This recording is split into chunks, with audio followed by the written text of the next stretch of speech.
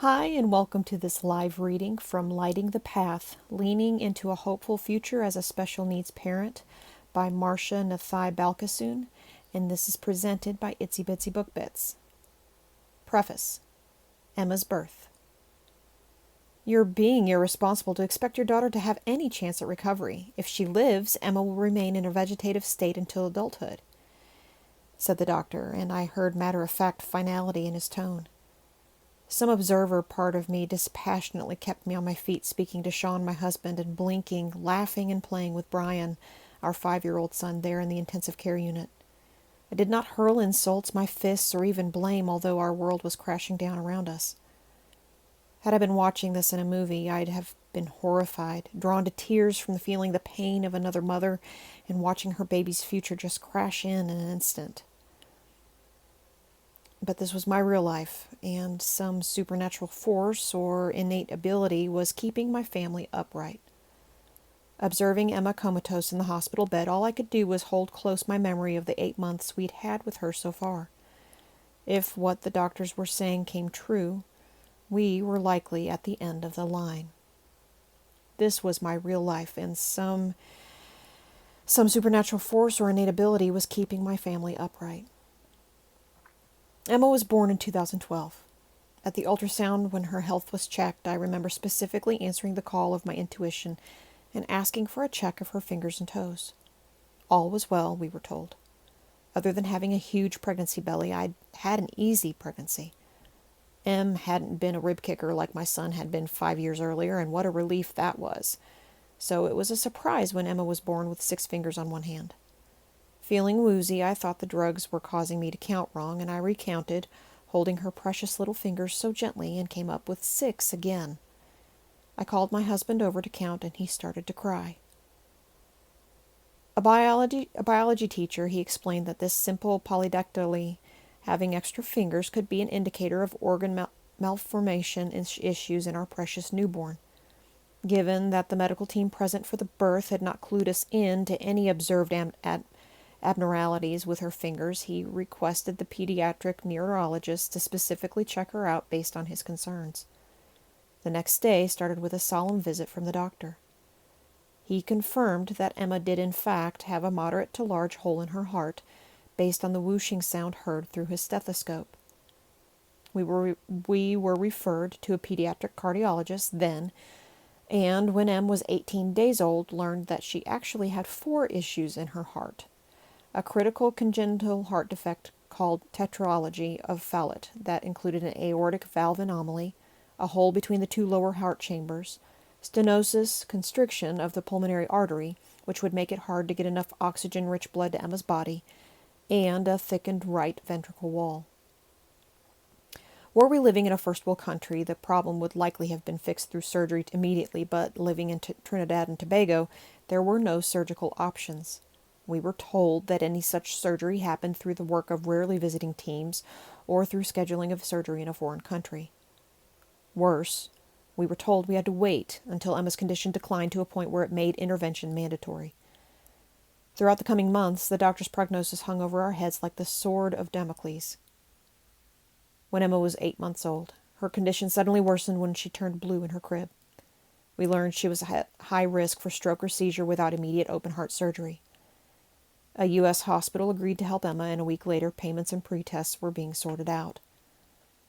The day before Emma's surgery, she was pushing up to stand and reaching to pull at the doodads on an activity center. Seeing that for the first time, we were so thrilled. We could not wait to have this heart issue repaired and continue with the beautiful and active life we were sure she was destined to live. Surgery was carded to start at 7 a.m. the next day, and we handed Emma over to the male nurse outside of the theater door.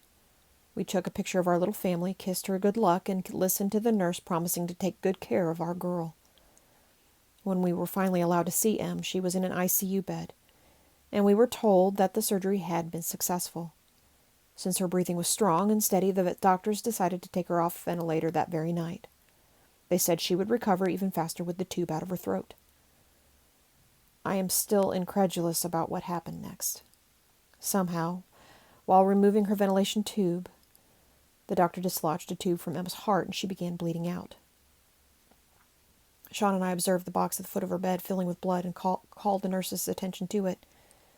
Emma flatlined, that is to say, her heart stopped for 20 minutes that night. Several units of blood and a huge team could not help her. Sean and I listened to the chaos and felt powerless. I did not consider myself a strongly religious person, but with nowhere left to turn, we held hands and prayed. Lord, I remember saying, I know I have always prayed for you to help me accept your will, but I can't anymore. Please give us back our child. Immediately, Emma's heart restarted. In an effort to support her survival and recovery, doctors lowered Emma's body temperature, inducing a state of hypothermia to reduce her chances of organ failure. The doctors expected her organs to shut down. They did not. She was being given a total food intake of 5 milliliters of my breast milk per day via nasogastric tube, and her digestive system tolerated that, thankfully. When 2 weeks passed, with Emma seeming to be still in a coma, an MRI was done. On it, instead of her brain appearing gray, it was fully white, and the doctors reported to us that her brain had been wiped, causing the loss of all 5 of her senses, as well as her ability to suck and swallow. Their prognosis was that Emma would be in a vegetative state for the rest of her life. Several doctors and nurses cried. I think we vacillated between a feeling that reality had been suspended and one that all hope was lost. With our son Brian right there with us, we cried in secret. We kept trying to function normally for his sake, and just in case Em could hear us.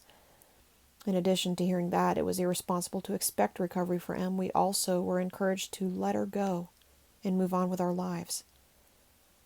But how could we have prayed for her to come back to us and then decided it was inconvenient to keep her in our life?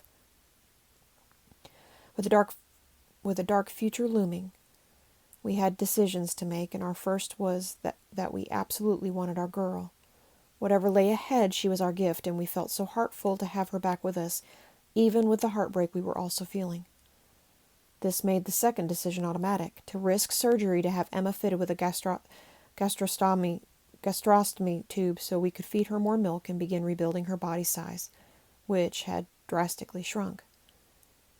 Third, we decided to put all our focus and energy into enhancing Em's chances of recovery by reading, researching, doing courses, getting her into rehab and therapy programs, and each of us fulfilling roles to support her in our day-to-day lives. Emma today. Today, Emma is 9 years old. We have been back home with her for over 8 years. The hospital allowed us to take her to rehab for a few weeks, during which we avidly observed what was being done by physical, occupational, and speech therapists while she was semi-comatose. There, Emma made progress, but she left in a slightly better state than she had entered. Emma has been through the ringer, but she was borne the pain and the confusion with such aplomb and joy that we are regularly inspired by her attitude. She has had scores of medical visits, including pediatrics, pediatric neurology, developmental pediatrics, pediatric cardiology, orthopedics, osteopathy, and surgery. Some doctors have been compassionate and competent, and others have seemed heartless and mercenary.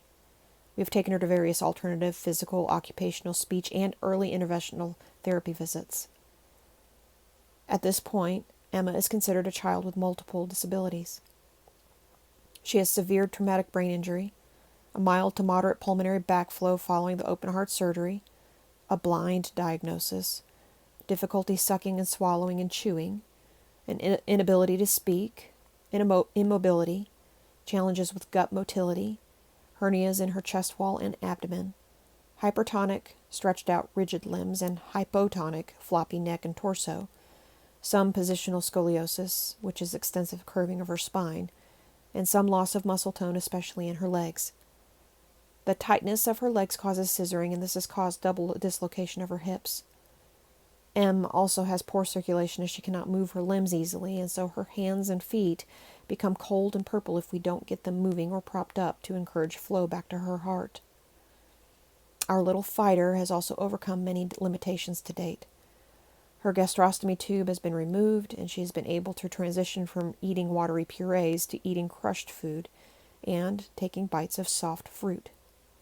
Not only has she regained her hearing, but she has favorite songs spanning nursery rhymes, prayers, Christmas, pop, classical, soul, calypso, and R&B music. M can make a few sounds that approximate words, dada, hello, alala, I love you, and ati, auntie, and is just beginning to vocalize at certain points in songs. She lifts her hand to show she wants another mouthful or another kiss, and she is learning to move her hand to locate a tower of blocks and knock it down. Where once even the slightest touch caused her pain, she now derives comfort and joy from both light touch and deep pressure massage.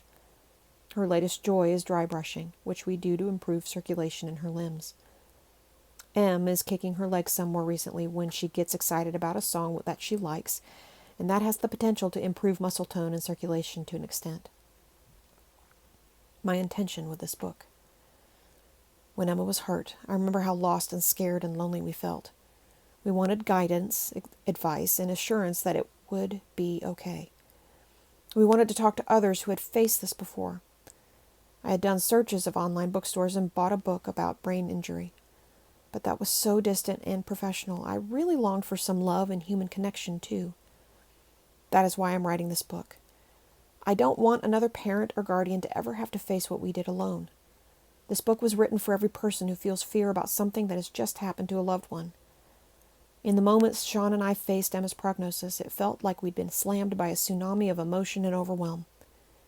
We were ill-equipped in facing a storm of grief for our little girl at the same time. What we needed at that moment was someone else who understood. Perhaps you feel as though a raging flood has swept you off your feet too. This book is especially for parents and guardians of children with special needs, whether those children have been born with special needs or, like Emma, suffered through an event that caused or exacerbated those special needs. My wish is that this book gives you the comfort of knowing you are not alone. Others, including us, have walked the path too, and I want to share some of our experiences and takeaways and hope with you.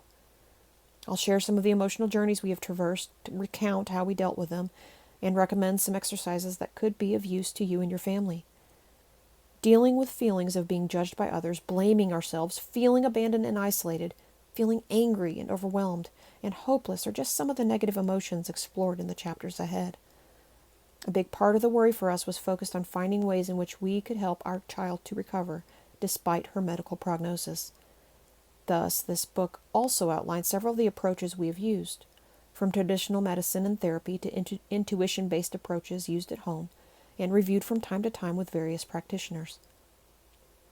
If you have a significant other or other children, then it is likely that you are juggling added expectations related to those relationships. I've found managing these relationships have been critical and also extremely challenging, so I've touched on these issues in separate chapters too.